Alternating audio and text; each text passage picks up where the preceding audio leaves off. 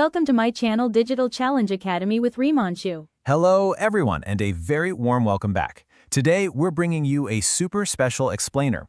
Consider this your ultimate high-speed guide through the future skills and emerging technologies module for your upcoming exams.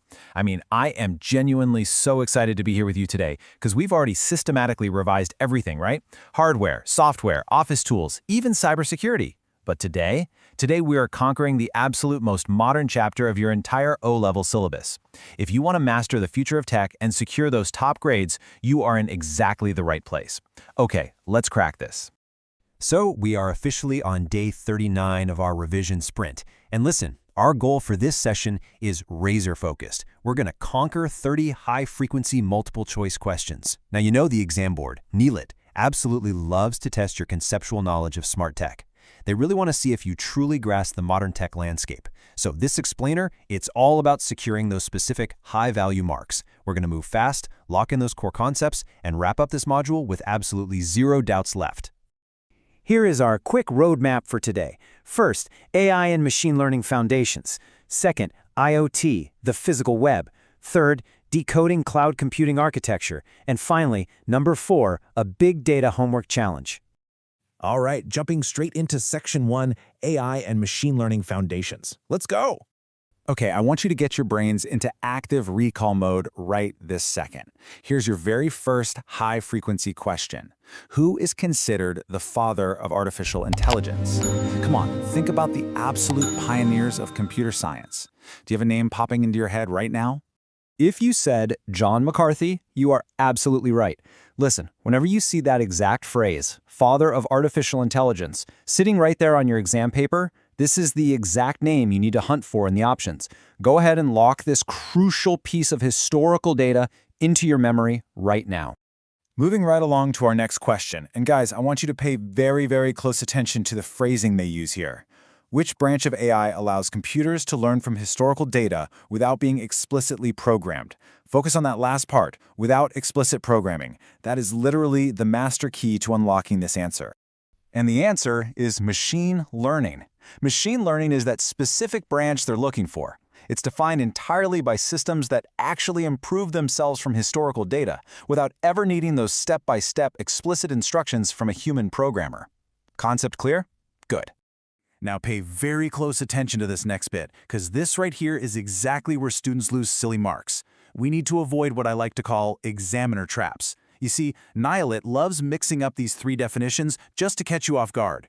Here's the trick. If the question asks about the broad, overarching concept of smart machines, the answer is artificial intelligence. If it specifically says learning from data without explicit programming, boom, that's machine learning. And if it suddenly mentions neural networks mimicking the human brain, then you're looking straight at deep learning. You've got to know these exact distinctions, okay? Let's shift gears. Section 2, IoT, the physical web. All right, we are stepping away from the abstract software code and getting down to the physical hardware. Here's your next rapid-fire question. What is the main component of an IoT device that actually collects physical data directly from the real world? Think about things like temperature, light, motion. What exact piece of hardware is gathering that info? And the answer is a sensor. A sensor's one and only job is to detect changes in our physical environment, collect all that raw data, and send it right back to the system. Okay, so what about the exact opposite scenario? What component takes a digital signal, or a command from the computer, and actually turns it into a physical movement or an action out there in the real world? That, my friends, would be an actuator. This is the actual hardware performing the physical work. You know, like a motor turning on or a smart valve opening up, all based entirely on the digital signal it just received. So we can break this somewhat complex hardware relationship down incredibly simply. I want you to memorize this dynamic duo right now. Just repeat this phrase with me. Sensors read the world, actuators change it. Keep that simple comparison locked in your head, and I promise you will never get confused between the two in the exam hall. Moving straight on to Section 3, Decoding Cloud Computing Architecture. Now, this topic is all about off-site infrastructure. So let's demystify 2 of the absolute most frequently tested acronyms, SaaS and IaaS. The easiest way to remember this? SaaS basically gives you the finished, ready-to-use end product. IaaS, on the other hand, well, that just hands you the raw building blocks so you can build it yourself. Let's look at it like this. For SaaS, or software as a service, just think of everyday tools you already use, like Google Drive or Microsoft Office 365. You aren't sitting there managing the servers, right? You just log in and use the software. Simple. But what if a big tech company wants to lease raw virtual servers and hardware infrastructure to build their own custom network from scratch? That right there is IaaS, infrastructure as a service. Remember the golden rule. SaaS is the ready-to-use software. IaaS provides the bare metal building blocks. Keep this table clear in your mind, and those marks are absolutely yours. And finally, Section 4, the Big Data Homework Challenge.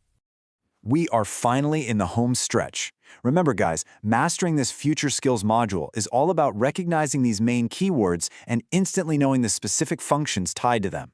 To help you drill these concepts even further, make sure you download the full architectural summary PDF I've linked right below this explainer. Keep practicing those keywords. It's going to make all the difference. And now, time to actually prove your knowledge. Here is your homework question for tonight. What are the 3 primary V's that are traditionally used to define big data? I want you to drop your answers down in the comments section right now. Let's see who's actually been studying ahead. Seriously, you guys have done a fantastic job today keeping up with this high-yield sprint. Make sure you get some well-deserved rest tonight, because I will see you right back here tomorrow for day 40, where we begin our high-stakes practical exam walkthroughs. You definitely won't want to miss that one. If you found this structured revision session helpful, do me a favor and hit that subscribe button on my YouTube channel at Tech with Rimanshu. We are going to crack these O-level exams together, I promise you. But before you log off today, I want to leave you with one thought. As AI and IoT continue to merge so closely, will the future of tech be defined by the vast amounts of data we can collect, or rather, how intelligently our machines can actually act on it? Keep studying hard, stay super focused, and I will see you in the next one.